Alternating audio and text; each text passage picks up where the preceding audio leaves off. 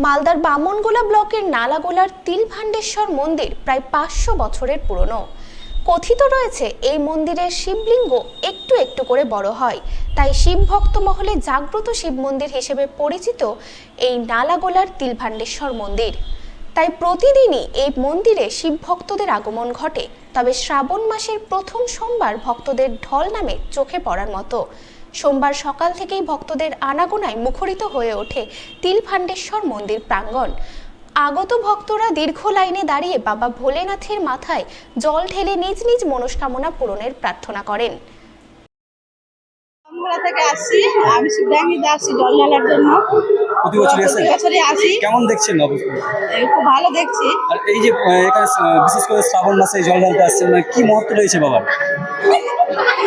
ভালো লাগে তাই আসছি। বাবার আশীর্বাদ আছে। বাবার আশীর্বাদ আছে, ভালো লাগে এখানে এসে, শান্তি হয়। কিছু পাই নাকি? হ্যাঁ, কিছু পাই। যে যা চাই মনস্কামনা যে যা করে সে চাই তাই পাই। ভক্তদের পুজো পাঠে রচিত হয় মাঙ্গলিক আবহ।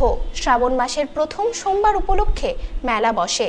ভিড় নিয়ন্ত্রণে মন্দির কমিটির পক্ষ থেকে স্বেচ্ছাসেবক নিয়োগ করা হয়। সেই সঙ্গে পুজো ও মেলা সুষ্ঠুভাবে পরিচালনার জন্য পুলিশের নজরদারি চোখে পড়ে।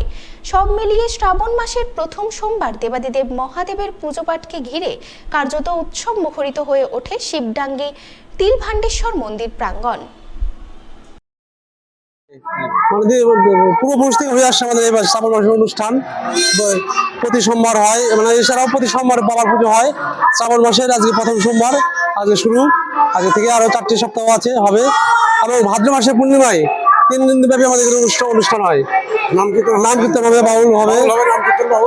দেখা যাচ্ছে যে বট গাছের ভেতরে বাবার মন্দির, এটা কিভাবে সৃষ্টি হয়েছিল? এটা পাল বংশের আমলে মন্দিরটা হয়েছে। তারপরে ওই মন্দিরের উপরে মানে বটের গাছটা হয়েছে, হয়ে আস্তে আস্তে বিস্তার লাভ করেছে। কত বছর ধরে যাচ্ছে? অনেক দিন, মোটামুটি 1000 বছর। বাবার কাছে যে এখানে আসে, বাবা ভক্তি সহকারে যে যা মানত করে বাবার কাছে, বাবা তার মনোবাঞ্ছা পূর্ণ করে।